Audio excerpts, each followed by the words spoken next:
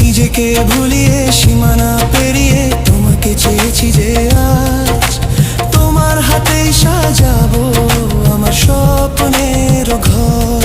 আমি তোমার প্রেমে পড়ে দুনিয়া ভুলে গেছি, তোমার ওই মায়াবী হাসি আমি দেখতে ভালোবাসি।